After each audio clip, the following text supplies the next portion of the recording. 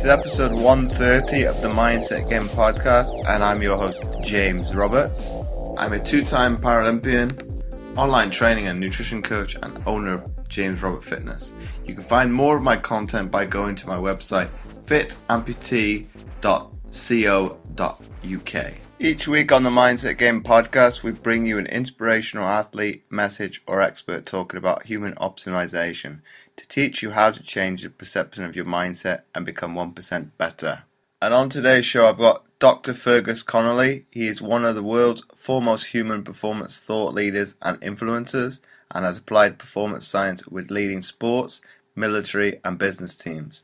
He is the only coach of full-time roles in every major sport, including soccer with Liverpool and Bolton Wanderers, professional and college football with the San Francisco 49ers and the University of Michigan, and rugby with the Welsh national team. Let Fergus's experience make your team game changers. In the episode, we talked about why he got into sports performance, who were his role models growing up, why it is so important to use critical thinking when using social media, the initial ideas behind his book Game Changer, The Art of Sports Science, and finally, the practical applications of sports science. Make sure to share this with your friends on your Instagram story, on Twitter, or on Facebook.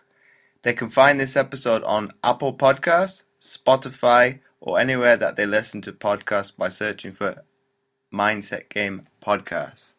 Take a screenshot and tag at Fergus.Connelly and at James O. Roberts 11. Without further ado, let's get into today's show. So welcome onto the show, Fergus. Thank you very much for having me. So before we delve into today's topic, Fergus, can you talk us about, what was the initial stages of how you got into the profession of looking at sports performance? Oh, I think it started when going to football games with my father and being around the house at home when people would come and visit and talk about football and talk about that was, I guess, where I got inspired or interested in sport.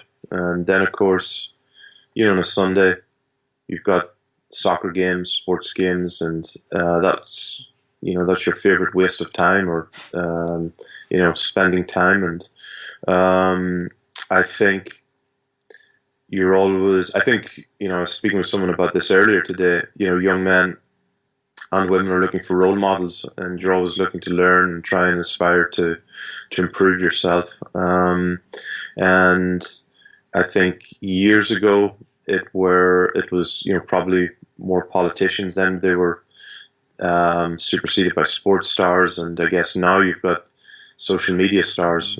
So I think, as I was coming through or growing up, there were local sports stars, and then, getting to university, getting to college, you start to, the internet was being invented, so just information was more accessible, and, you'd read books, read stories about sports stars, heroes, I guess, who you wanted to look up to be, or look up at and wanted to be.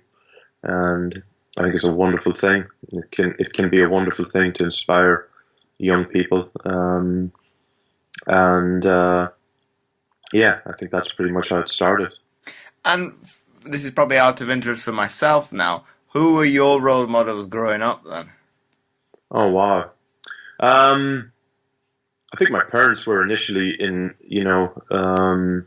and then as you grow up, there were local athletes that you looked up to, and then as you got older, I think the first major one probably would have been Michael Jordan.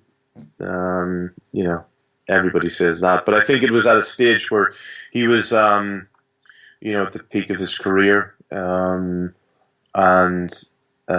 you would hear these stories of people talking about this basketball player that was unbelievable, and then you would try and the only thing we had access to back then was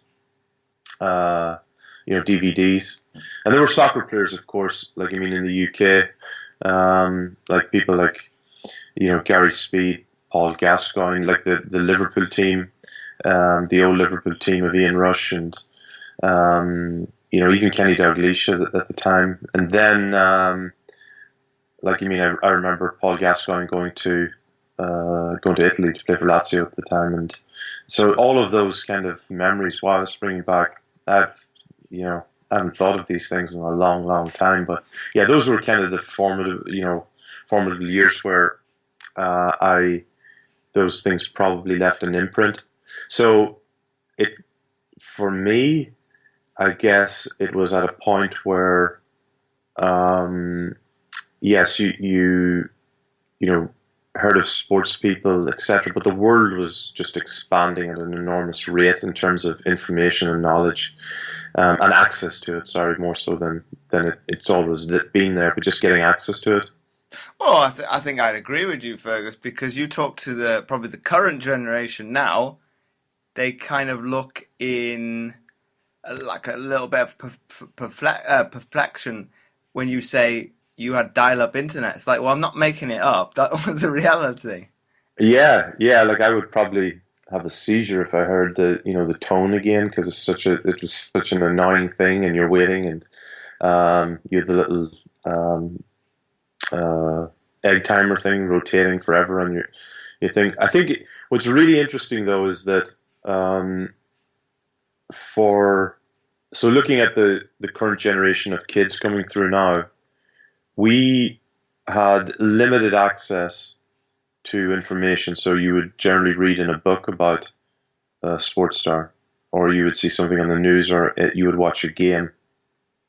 And so that was one medium, one method of learning about these people. And you would hear, and what I was interested in was how do they prepare, how do they get better. Now there's so much information out there, and a lot of it's just not accurate and not true. And also, they were removed from you to a certain degree, which is healthy, which is a good thing. Now because they appear to be so accessible, and there's so much information. A lot of it is manufactured and contrived, so you don't really know what the superstar that you're looking up to really is about. And I think obviously when you get to, so for example, when you take things like soul and that, when when the truth starts to come out, then people start to see, okay, well, this is what elite sport is really like, and things like that. So I think there was a naivety, but there was also an honesty, I think, about sport a little bit back then, that things have changed a lot. And because athletes know that there's so much information that they can present, they take a lot of care with what they present and how they present it. So from that perspective, Fergus, do you think Twitter is, in your opinion, both a good and a bad thing for an athlete then? Do you mean in terms of them presenting themselves and marketing themselves? Yes. I think it's a good thing. I think it's it allows athletes to present themselves how they want to be presented and gives them control. But I worry for people coming through who want to learn and find out the truth, because it's harder and harder to decipher what works and what doesn't. So for young coaches coming through, or young athletes, critical thinking is one of the skills that is most important in your development, being able to decipher what's true, what isn't. And I think that's the best coaches are the most judicious, most careful readers of information or knowledge that's on Twitter. So I think it's a wonderful medium for athletes and for people to get their message out. But for every positive or for every truthful tweet, there's probably 7 or 8 ones that are either advertising, misleading, or whatnot. And if we kind of come to the present day now, and you publishing your book Game Changer, what was kind of the initial idea behind it? So I guess it really just follows on from what we were speaking about. I, was fascinated by sport, wanted to learn how athletes prepared and basically what the secrets were. So I would study strength and conditioning to try and understand how to get stronger. Then when, I spent time with the strength coach, they would say, they would reaffirm it's definitely strength and conditioning, but maybe my guys aren't getting faster. Well, you just get them stronger, and then you go and try and learn from a sprint coach, and okay, they get a little bit faster, but we're getting a few more injuries. Let's go and so let's find there's flexibility expert. Let's go and learn. So at each juncture, I realized slowly. It took me a long time for it to dawn on me that that there was no one secret, that it was how you pull all of these pieces together. And all through my career, there was never one coach I could go to, one true expert who had studied all of the different areas and who could put it together into a holistic program.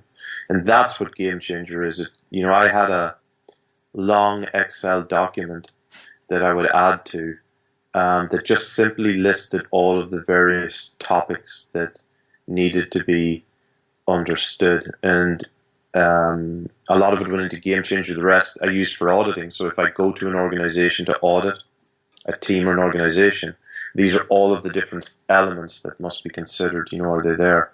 So Game Changer was an attempt to look at everything, because very often, and my experience is primarily in team sport, when you go to a team, they might have one foot speed program or an excellent strength program or nutrition program, but they have no psychologist, or they've got very poor recovery.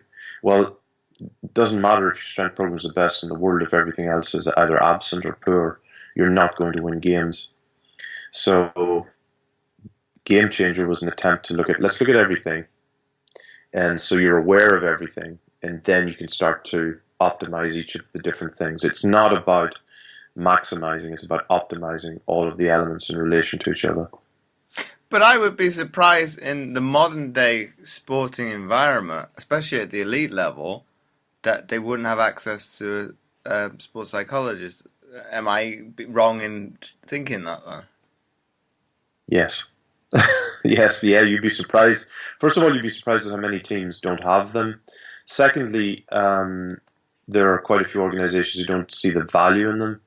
But also, in defense of them, there are quite a lot of, average psychologists. It's the same across all the domains. I'm not having a go at them. Like, it's the same with nutrition, strength and conditioning.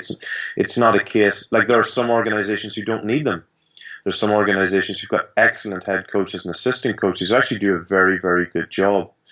And many organizations make the mistake of actually going to, a major club, looking at everything they're doing and writing down all the job titles, coming back and trying to recreate the job titles, as opposed to looking at the overall model and going, okay, where are we weak and what do we need to support with an actual role, as opposed to maybe assigning responsibility to something else. And there's also a pathway in terms of development. So if you were to take over Manchester City in the morning, you might go, okay, I'll apply, I'll find a psychologist in 2 years' time, but let's get all the basics in place, or whatever it might be. So it's about, really, how I describe it is, it's about playing a piano. You don't bang on all of the keys all of the time, and you don't need to play all the keys, but you need to know which are there and then when to play them. Well, that's a different way of thinking. I never thought of that. But then if we use my experience within sport, we go back to when I was in GB rowing, we had access to a sports psychologist, and they would be there at major competitions. But from my recollection, I never saw one of the athletes actually utilize it. So you're thinking, well, what is the purpose of it? But then probably if you had a discussion with the psychologist, I guess it's a what if scenario maybe, or they're there for additional support? Well, I think there are two things. First of all, Olympic sports are very, very different from team sports on so many levels, and because you can share resources as well, I think sometimes you can have access, and you use the word, access or availability. Doesn't mean that they're present all the time, but there may be access to them, which is better than not having them. So it's the allocation of resources is a big challenge in the Olympic sports. The second thing is that, having a tool doesn't necessarily mean that you can use it. So just because you've got, and it works both ways, because very often you see unfairly to them, a psychologist, psychiatrist, parachuted into a program for a short period and expected to work miracles. When in reality, the role should be to be the fire inspector, not to be the fireman. In other words, to help prevent issues, create models that help the athlete become self-sufficient, not to be called in when something goes wrong. And with one military unit, that's something that we're working on, is to help establish, left of boom, so that you can prevent these things. But also at the truly elite end of performance, you're dealing with type A personalities. You're dealing with people who very often want to have a certain amount of control over what they do. And so it makes more sense on every single level to help upskill them with a model by which they can identify the issues, give better feedback to the psychologist, and help them not hold their hand, but help them on the journey as they, come to a conclusion about what it is that they're doing. So it is very, very different from Olympic to team sports, but it's really about trying to move, like I said, left of boom, to try and be proactive rather than reactive. Well, I think I was very much like that, but I was probably fortunate as an athlete and also studying at the same time, with being a sports scientist. I was able to, we use that word access, utilize my lecturers if I had a problem or I didn't understand certain issues that were going on with me. So it's being, as you said, very much proactive as opposed to reactive to the situation, and say, well, what can I do in this circumstance to be able to better my performance? So if I use the example for the listeners, it would be it time management, be better at things like that. So I wasn't having to juggle, so to speak, multiple eggs all at once. So be it training, workloads, coursework, lecturers, and all that.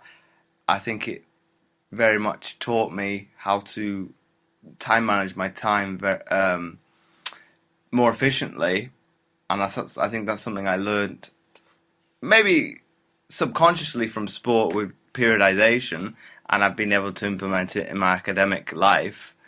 But then on the flip side of that, I think that's where I excelled very much, was in sports psychology, because it was the one sub-subject within sports science where they would kind of go hand in hand. Well, what I can learn from sport, what I can learn in my lectures, I can actually put into practice in the real world, and what I do in the real world, I can put into stuff that I'm actually writing. Well, I think, there are two things that I think are very, very important, particularly when we discuss psychology. One is that I describe performance as like the heating system in a house, and there are a set number of valves on all of the pipes. If all of those valves are closed, there's no way for pressure to be released. And I'm talking about life pressures, life valves, nothing to do with performance. But if you release those valves, so like you speak about, everything you spoke about and mentioned there was to do with life issues, time management, personal issues. If those valves are functioning fine, then the athlete's free to actually operate, maximally or optimally. They're able to draw on all the resources. In most cases, when an athlete fails on the field or fails in their area of performance, very often the root cause has got nothing to do with performance. It's got to do with girlfriend issue, boyfriend issue, got an issue to do with family, something else off the field. So there's that whole aspect to it. The other thing is that, performance psychology is very, very different from just conventional lifestyle, in that the environment is different. The principles are similar and there are a lot of similarities, but the environment changes things. So the tool needed sometimes has to be very, very different. And not every psychologist has been in that environment and can themselves adjust to it. So it's not the psychologist's fault or anything like that, but it's that not all psychologists have had that experience, so they don't understand maybe that a certain approach needs to be perhaps more aggressive, or perhaps sometimes certain approaches shouldn't be taken. And on those lines, you have to be particularly careful with elite athletes that you ask the correct questions so that you don't scratch what is always a very thin layer of doubt. Of confidence, protecting the athlete from doubt, and that can be dangerous. Sometimes thoughts put into an athlete's head can, at the wrong time, can cause certain issues. So, psychology in elite performance can be complex. But this is probably, you raised an interesting point there, Fergus. Obviously, the athlete in question has personal problems or what may be that is affecting their performance. But is it because they are to some degree confident in that environment, in the context of the sport now, that they're able to some degree subdue that kind of negative energy, as we could put it? Absolutely. Michael Jordan's famous for saying that on the court, that was the safest place he felt. The problem is that in elite sport, what you have, an athlete can manage one or two things. Elite athletes are world-class compensators. They can compartmentalize. They can compensate for one or two off-the-field issues. The challenge is when they start to accumulate and they start to add up. So they've got multiple issues that they have to deal with. So it might not just be a relationship issue. It could be a financial issue. It could be a contract issue. When all of those accumulate over time, and now none of them are resolved over a period of time, that causes stress. Now combine that, if you have an athlete, perhaps a younger athlete who doesn't have a particularly healthy lifestyle, now you've got an athlete who is unprepared, he's not resourced to compensate for those. Now, if they have not had experience also, now they're unprepared to deal with it. But if you've got an athlete who has had, some preparation and some mentoring in terms of understanding things psychologically, it's like whack-a-mole, that they can deal with one issue and put it away to bed quickly as they come up, and they have less stress, they're less affected, their performance is less affected. But just because you can get away with an issue as a once-off, doesn't mean that it's, or just because an athlete's able to handle one small issue, doesn't mean that they're immune to failure over time, if a number of things crop up. Everybody has a breaking point. What is kind of some of the limitations to, if the athlete, and I'll probably use myself as an example now, I think I would exemplify what you've just mentioned now. I think it's been different stresses throughout the athletic career have all come to a head now. Well, I've been retired a few years, but they've all seemed, I guess they've all lumped up. I've not dealt with them fully back then and kind of brushed them under the carpet. Or I think I've dealt with it, but I guess I haven't. And it's caused problems now. Obviously, that's a problem for me, but what are kind of some, if you're not prepared as an athlete to be able to deal with it and have some of the expertise that I've been able to master through my own experiences, how deliberate, I can't think of the word, how limiting would it be on the individual, or would that be very case by case? I think you might be. There are two things. One is that some issues, you're right, some issues may carry over from the competitive period into retirement, but retirement itself reveals unresolved issues that athletes have not faced. So in society and in life today, when you're incredibly busy, the busyness hides, fundamental issues that we don't perhaps address, and sometimes we avoid. In my opinion, there are four things that everybody needs, and athletes tend to put this off, or they are presented, or these are answered in some cases. Two of them certainly are answered for them straight away. The first is that an identity. Who are you? Most athletes are already, that question's answered for them. I'm, a shot putter, sprinter, volleyball player, whatever it might be. So they're given that answer, which is not quite true. We can go back to that in a minute. And then they're given a purpose, which is to win games or be an Olympic champion or whatever it is, which again is not quite accurate. Third thing is everybody needs somebody to love or to love them. And you can survive with one or the other, but you can't survive without both for a period of time. And the third thing is then they must have something to believe in, or a spiritual understanding, not necessarily a God, but they must have a model of understanding spirituality. So even atheists believe in something. They believe in the fact that there isn't God, but there must be.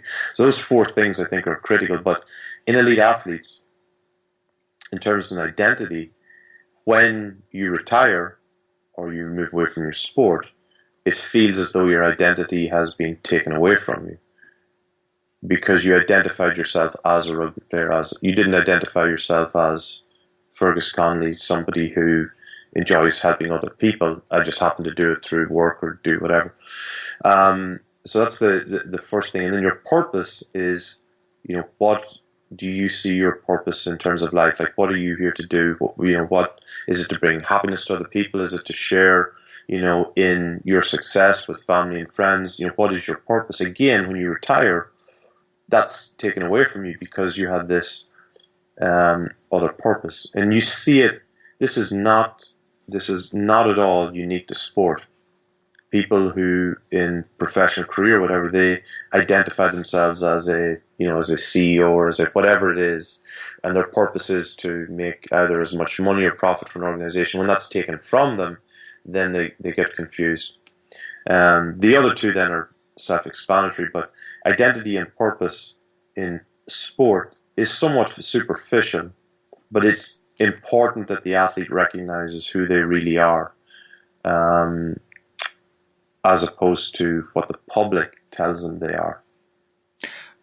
But isn't the modern athlete more conducive of that stereotype because they're being, in essence, trained to do that from a younger age more and more now?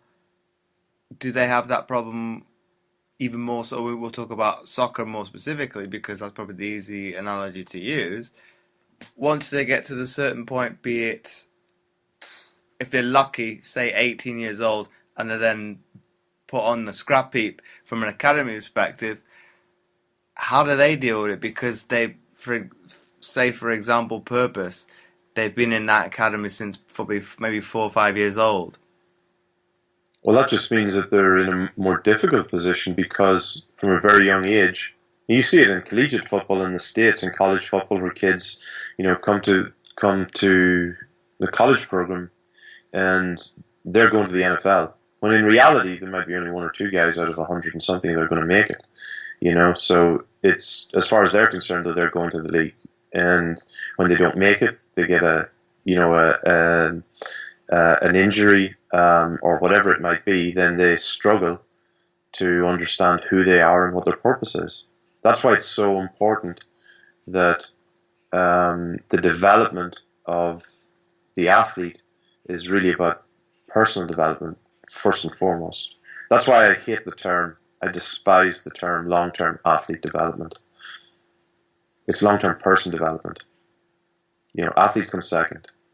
And I actually don't like the term at all, because it should be long-term, player development from a team sport perspective, because all we simply do are produce, athletes, but who can't play a game. And I'm talking from team sport, but it really should be about person development, LTPD, long-term personal development. Well, you never know; it might change down the line. Possibly, but I think it's particularly important. Like, I've seen. Look, we've all had, even in like I said, even in security forces, where something presents to somebody where they realize that they're not going to be able to fulfill what they thought their identity and purpose was, and they cannot handle it. They just cannot understand. Their life revolves around this perception that they had, and very often what others have of them, and it's very debilitating. But you see it as well, and you see it in modern society, where people try and live up to an image that they believe that they should live up to, that is expected of them by their neighbours or by family or friends, rather than being true to themselves. That's where a lot of what we refer to as identity crisis occur. I think for me personally, Fergus, I think we talk about maybe segmenting my life into that athlete period of just over a decade. I didn't have an identity crisis. It probably helped that, well, first and foremost, I've got a disability, so I can kind of disenfranchise myself a little bit. Well, yes, I was an athlete, but you can't take away the disability is not going to go anywhere because I've had it since birth. I think that period of time, well, about half of it was as a student, so I could have that shift between, well, let's have this time is for training.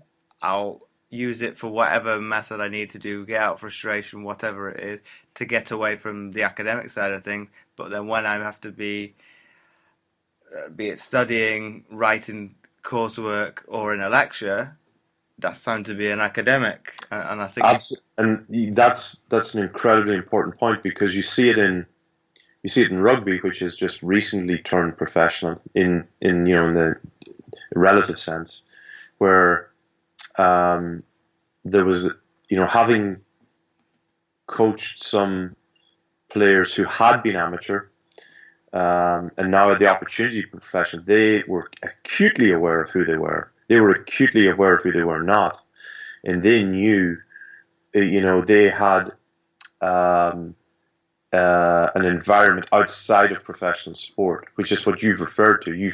You were acutely aware of who you were. You weren't living in a bubble, so to speak, which the modern elite superstar, youth superstar is. So this idea that we can bring young men into a bubble, not expose them to what the world is really like. And we do this by accident. This is not a criticism necessarily. People, who create academies, and not all academies, but, have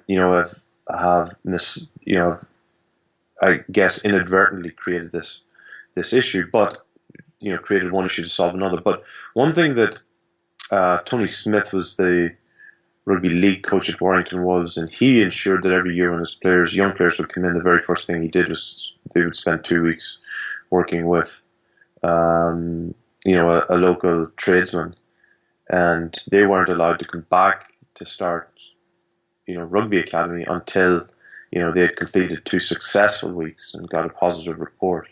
And it was to create an awareness in the kids.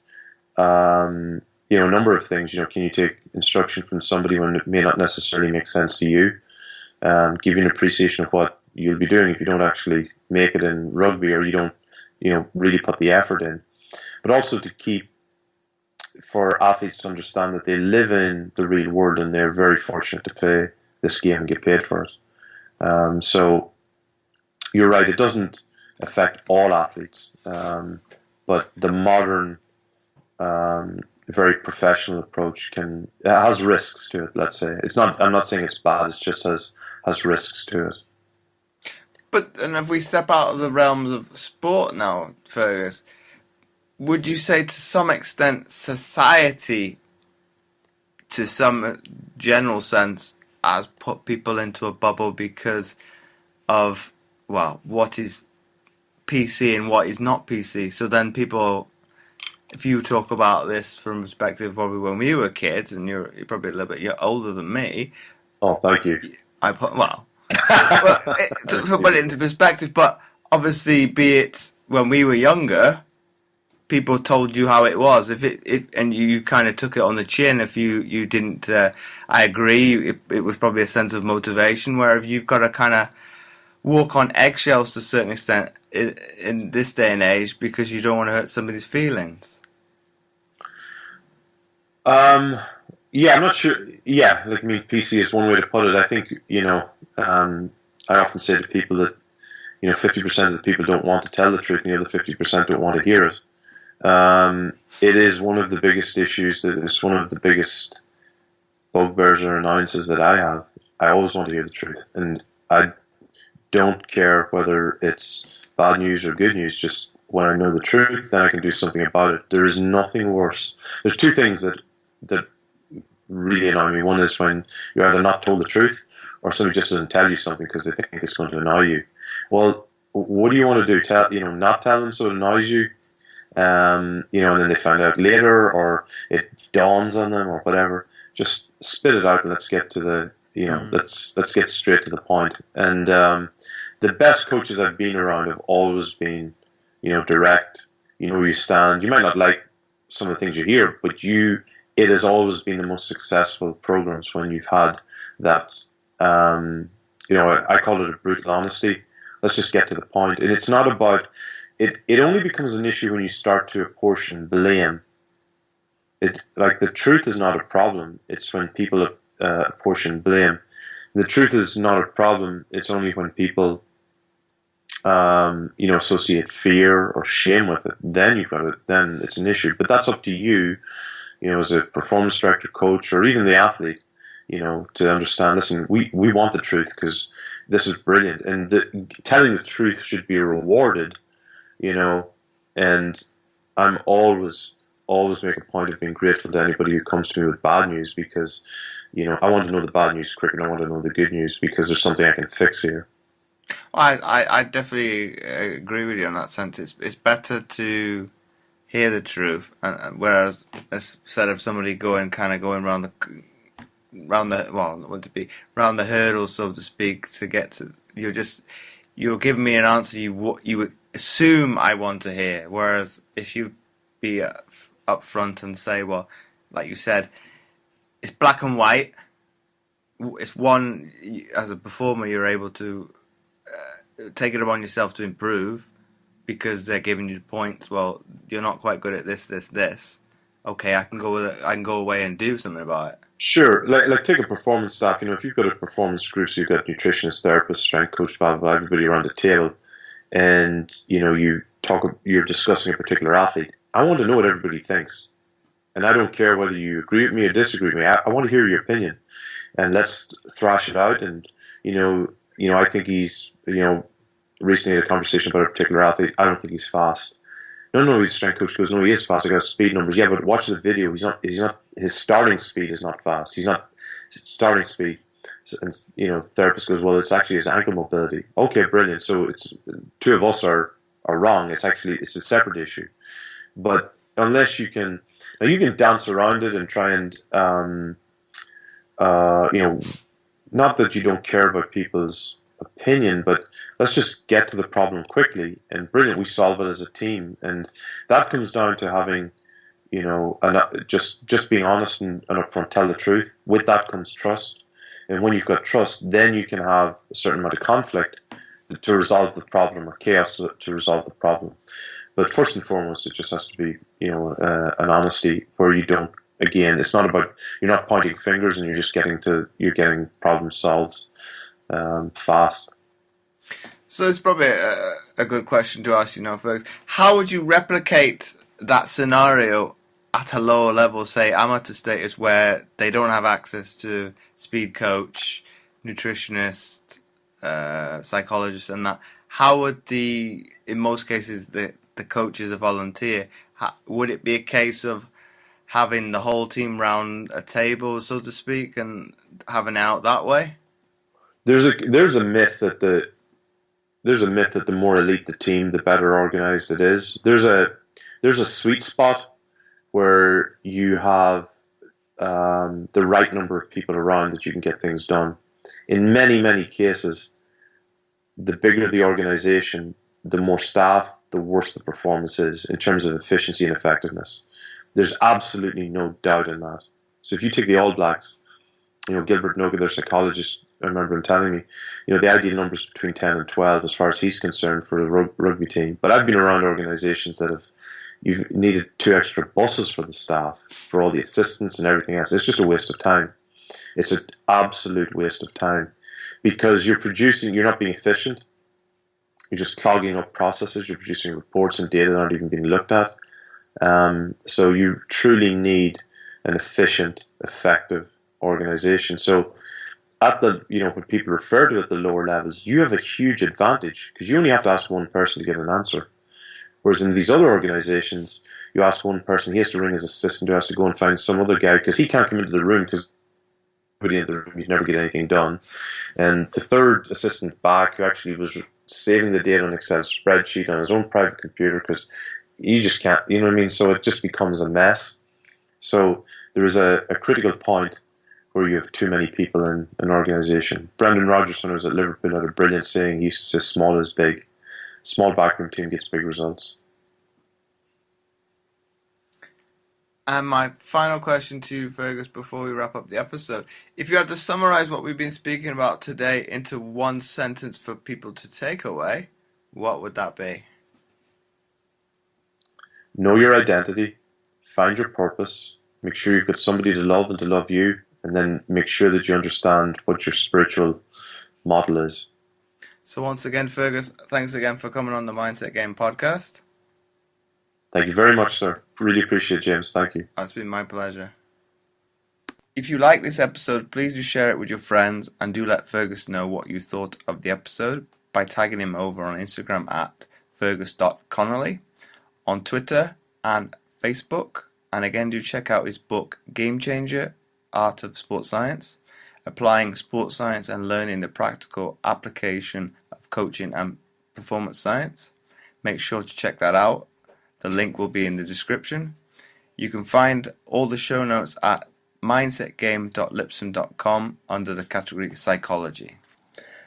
Once again, thanks for listening, and I'll catch you next time for another episode of the Mindset Game podcast.